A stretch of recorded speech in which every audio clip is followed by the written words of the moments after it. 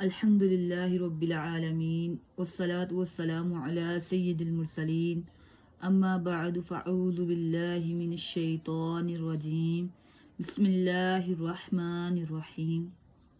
آج ہم اپنے مدنی قاعدے کا آغاز کرنے جا رہے ہیں۔ اللہ پاک سے دعا ہے کہ میرا اور آپ کا یہ ساتھ مدنی قاعدے کے الف سے لے کر قرآن پاک کی آخری آیت من الجنت والناس تک قائم دائم رہے، آمین ثم آمین۔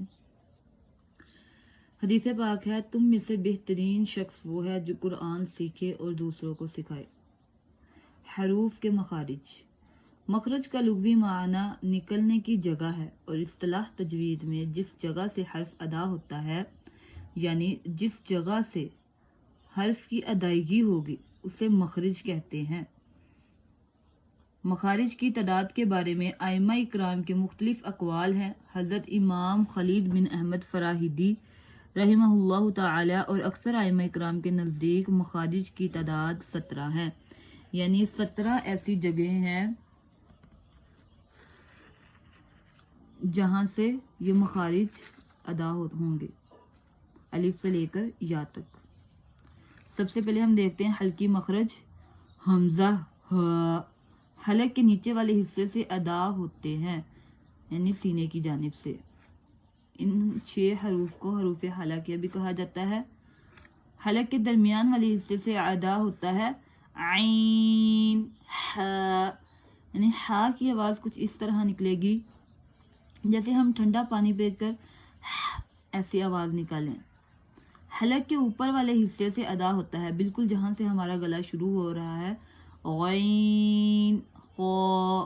اس کے بعد حروف لہویہ، لسانی مخرج بولتے ہیں ان حروف کو، یعنی ان میں زبان کا استعمال ہوگا۔ زبان کی جڑ اور تالو کے نرم حصہ سے ادا ہوتا ہے۔ تالو کا نرم حصہ کون سا ہے؟ جہاں ہمارا کوا ہوتا ہے، اس حصے کو بالکل گولائی میں کر دیں گے تو ہمارا قاف ادا ہوگا۔ کاف زبان کی جڑ اور تالو کے سخت حصہ سے ادا ہوتا ہے، یعنی ہڈی والے حصے سے۔ کاف جیم شین یا حروف شجریہ زبان کے درمیان اور تالو کے درمیان سے ادا ہوتا ہے، یعنی کہ آپ کا تالو اور زبان درمیان میں دونوں جب آپس میں مل جائیں گے تو جیم شین اور یا کی ادائیگی ہوگی۔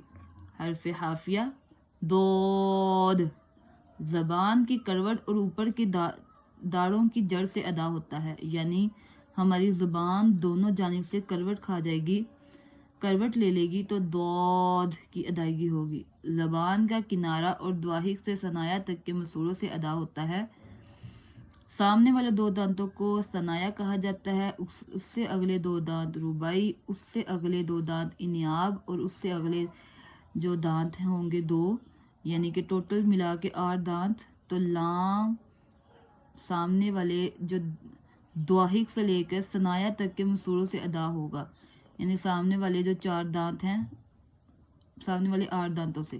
لام نون زبان کا کنارہ اور انیاب سے ثنایا تک کے دانتوں کی جڑوں سے ادا ہوتا ہے۔